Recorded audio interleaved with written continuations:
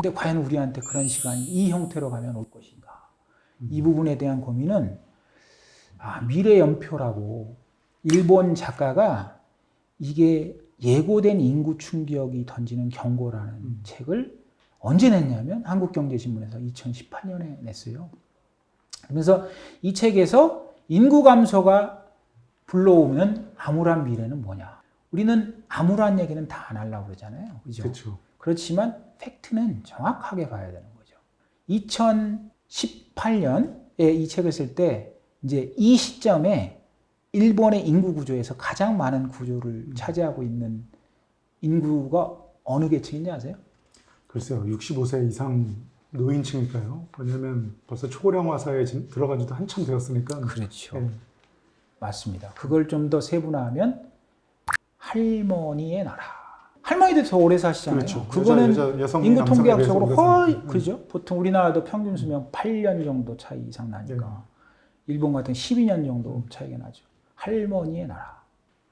그런 것들을 이렇게 상상을 해보시면 우리의 미래가 보이는 거죠. 그죠?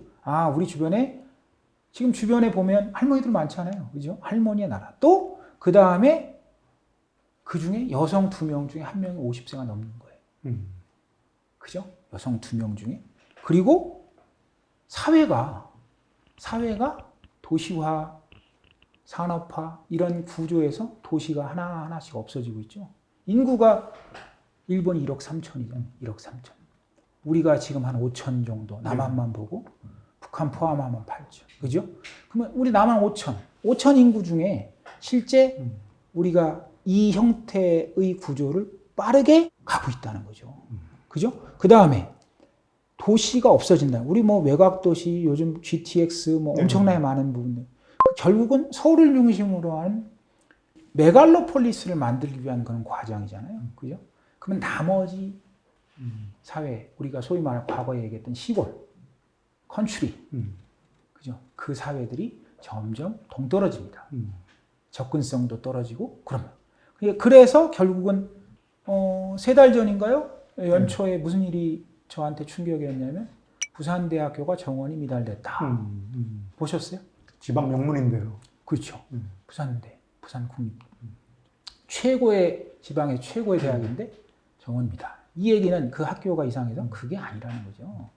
서울은 들어가기 더 어렵지만 실은 전체 인구수가 줄기 때문에 근본적으로 지방 대학들이 붕괴되고 있다는 거죠. 지금 지방 대학 저 친구들, 교수들 많이 어렵죠. 그런 시기들이 와 있는 거죠. 얘기 듣고 보니까 참 한국의 미래가 암담하기도 한 것 같은데요. 그 반드시 암담한 건 아니고 이게 반면교사 삼을 수 있는 우리의 정책들을 세우면 되니까 그 중에 퇴직연금이 일조를 할 수 있죠.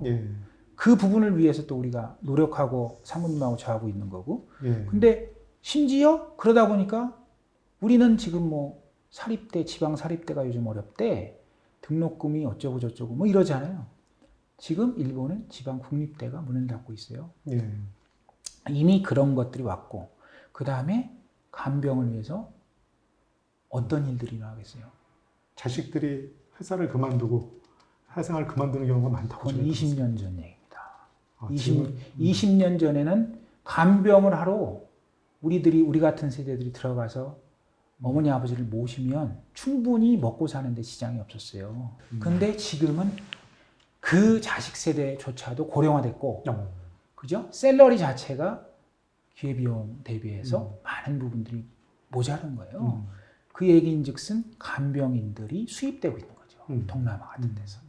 우리나라는 지금 현재로 보면은 동남아 같은 형태나 좀 개발도상국 이런 형태에서 이제 베이비시터, 보모들을 많이 와서 이렇게 간병인들도 많이 그렇죠. 최근에 이제 간병인들이 많이 오고 있죠. 우리가 일본 사회를 통해서 이게 고령화, 인구 감소가 나중에 퇴직연금에 어떻게 영향을 미칠 수 있느냐를 상상해 보는 거예요. 심지어 지금 도쿄도의 인구 자체가 감소하고 있다고 그러잖아요. 우리도 서울시 자체에 대한 인구는 감소하고 있습니다. 아까 메갈로폴리스, 서울을 깔고 있는 서울 경기 전체 인구는 늘고 있지만 최근에 나빌레라라는 드라마 보셨어요? 제가 TV를 잘 안 봅니다. 나빌레라에서 나오는 할아버지가 평생 꿈이 발레리나였어요. 집 배운 아저씨였는데 은퇴 이후에 7년을 죽어 살다가 길을 가다가 발레 학원에서 나오는 발레 곡을 듣고 인스피레이션을 얻어갖고 올라간 거예요. 그래서 나빌레라 자기가 내가 발레를 배워서 나중에 그 발레리나로 백조의 호수를 자기가 꿈을 꾸는 거예요. 그 과정에 큰 장벽을 만납니다. 무슨 장벽을 만날까요? 80세 할아버지. 그 소위 말하는 치매라는 질병을 얻게 되죠. 그러니까 우리가 그 치매라는 게 많은 부분들이 치매라는 부분을 잊고 살지만 사회에서 동떨어지는 거지요. 일본 사회는 700만 명의 치매 환자들이 있는 사회예요. 지금 우리나라는 이제 치매가 눈에 띄게 보이기 시작하는 거죠. 이제 그런 분들이 사회 구조화에 있다 보니까 이분들을 케어하는 것들이 되게 큰 형태적 모델이 나오는 거죠. 지금 화장장이 뭐 부족해지는 거, 그 다음에 자치단체 절발이 소멸 위기에 처한다는 거. 궁극적으로는 나중에 어떻게 되냐? 뭐 극단적인 얘기일 수도 있겠지만 일본 자체 내에서 쓴 이 일본 작가니까 일본 국토에 외국인이 오히려 더 많아진다. 우리한테도 닥칠 문제일 수 있을 것 같은데요. 그러겠죠? 예. 네. 우리가 이렇게 되겠다라는 건 아니지만 이 내용들을 보시면 우리의 가까운 미래가 이런 형태적 변이들이 올 거다. 예.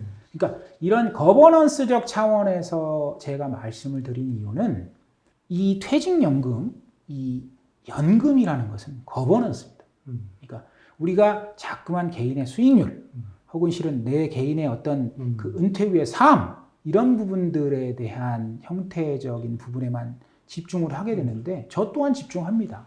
왜냐하면 더 많은 수익률을 통해서 그런 부분들을 메꿔 나가는 게 중요하니까. 예. 근데 실은 사회 공동체가 이 거버넌스, 은퇴 이후의 삶에 대한 건전성, 은퇴 이후의 삶에 대한 가치, 그리고 은퇴자가 사회에 뒤안기에 있는 사람이 아니다라는 인식의 가장 큰 출발점이 이 퇴직연금이다. 그래서 아까 DB형, 뭐 DC형, IRP형 이런 거를 이제 사모님께 여쭤보셨는데 예. DB형 구조는 제가 회사에 있을 때 제가 열심히 일을 한다는 전제 내에서 저는 승진도 할 거고 월급도 꼬박꼬박 들어온다는 전제잖아요. 예. 회사 입장에서는 퇴직금을 개런티해서 주면 되는 거죠. 그러니까 이 DB형이라는 것은 회사가 퇴직금을 운영해서 퇴직금 운영의 성과를 회사가 공유하되 과거에 우리가 임금 인상 6%, 5%, 4% 같이 개런티되는 임금 인상을 각자 개인한테 해주면 되는 거죠. 종업원한테. 그렇죠. 회사가 다 책임지는 거죠. 그렇죠. 예. 네. 근데 우리나라는 이런 부분들을 되게 중요시해. 그리고 산업사회에 또 우리나라가 제조업 기반 사회다 보니까 그런 부분들에 대해서 믿고 그런 부분들을 해왔고 그리고 근로자 퇴직급여 보장법으로 퇴직금을 완전 최우선 면제를 하게 돼 있어요. 그러니까 그런 그라운드 룰이 아까 얘기했던 사회 거버넌스가 그 부분에 대한 책임을 지기 때문에 이 부분은 인플로이, 종업원 개인의 영역이 아닙니다. 그렇기 때문에 저는 제가 그 업무를 자기의 고유 영역의 업무를 하면 퇴직 시점에 내 퇴직금을 정확하게 탈 수가 있는 거예요. 반면 DC형 같은 경우는 더 잘 아시겠지만 내 개인의 퇴직금을 회사가 일정 부분 해마다 약속된 금액만큼을 주잖아요. 그거를 개인의 책임하에 성과를 일정 부분 달성을 해야 되는 거죠. 예. 그죠? 그것도 회사에 재직한다는 전제에서. 근데 개인형 IRP 최근에 얘기하고 있는 이런 것들은 회사원이 아니더라도 퇴직 이후 혹은 개인이 퇴직금을 운용해서 내 퇴직 이후의 삶을 그죠? 영위하는데 도움을 주기 위한 그런 과정이 있는 거죠. 예. 지금 이제 DB형, 네. DC형, 그다음에 IRP에 대해서 잘 설명을 해주셔서 네네. 제가 그러면 좀 분리해서 나눠서 좀 네네. 설명을 좀 질문을 드려보겠습니다. 네. DB형이 D시형에 비해서 더 보수적으로 운영되는 것 같습니다. 네, 일반적으로. 맞습니다. 네. 퇴직연금 사업자로서 네, 물론 DB형 같은 경우 회사가 책임져야 되는 네, 수익률을 책임지고 운영해야 되는 그런 퇴직연금이지만 네, 그래도 퇴직연금 사업자로서 그 기본적으로 네, 그래도 수익률을 좀 높이려는 노력을 하셔야 될 것 같은데 네. 그런 노력을 하고 계실 것 같기도 하고요. 저희가 그래서 어떤 것들이 있을까요? 그런 부분들에 대한 노력은 아까도 말씀드렸지만 모두에서 전 세계의 그 금리 수준이 지금 지속적으로 지난 10년간 내려왔잖아요. 지금 뭐 0포인트, 그렇죠. 0.5포인트, 마이너스 금리도 얘기하니까 이 얘기인즉슨 운용을 통해서 성과를 낼 수 없다는 거잖아요.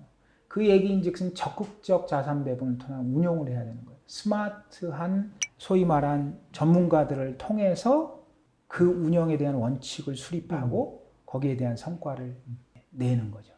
여기 목표 수익률은 임금 이상률만큼을 만들어야 되기 때문에 왜냐하면 회사 입장에서는 임금 인상이라는 만큼을 개런티하고자 하는 목표가 있는 거죠. 과거에 고성장 시대에는 임금 인상을 8% 하더라도 8% 이자가 있으면 그죠? 충분히 그 퇴직금을 줄 수 있는 거잖아요. 근데 지금 같은 경우는 임금 인상을 어제 하이닉스가 6, 7% 했던데 지금 금리는 1%예요.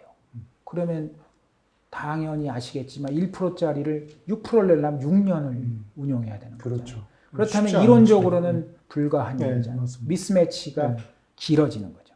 이런 것들에 대한 조율과 리밸런싱과 글로벌 자산 배분들에 대한 개념적 정의를 전문가인 저희 같은 회사들하고 통해서 IPS나 이런 투자 운영 준칙을 만듭니다. 그래서 그런 부분들에 대한 퇴직금을 운용하고 기대 수익이나 목표 수익이나 변동성을 일정 부분 갖는 형태에서 수익을 추구하는.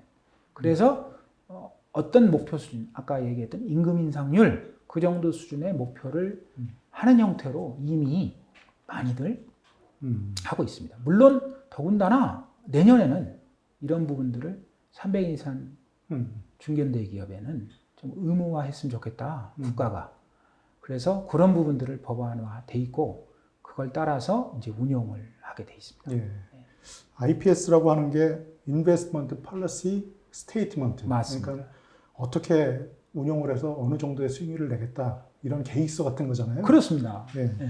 그러면 이게 DB 사업장에 해당이 되는 건데 이 IPS를 그런 의무적으로 작성하게 되면 네. 그러면 뭐라 그럴까 이 실적 배당량 비율이 좀 올라가거나 네. 좀 수익률이 조금 개선되는 이런 효과가 클 걸로 예상하시는지. 그런 거는 커미티가 팔러시를 어떻게 수립하고 실제 실행하느냐. 그러니까 우리가 뭐 이렇게 하기로 했어 라고 했지만 또 안 할 수도 있죠. 그러니까 실제 실행을 하고 거기에 대한 내용을 트래킹하고 성과를 보고 리밸런싱하고 이런 과정들이 지속적으로 이제 투입이 되겠죠. 많은 인원과 많은 전문성을 갖고 있는 일이고 이제 국가에서도 또 혹은 아까 얘기했던 거버넌스죠. 국가라는 것이. 사회에서도 이런 부분들에 대한 필요성을 어느 정도 인지하고 있기 때문에 일정 부분 이렇게 이제 운영에 대한 저금리 혹은 저금리 하에선 저금리 상품인 거잖아요. 그런 부분들을 조금씩 극복해 나가는 그런들에 대한 것들이 있습니다.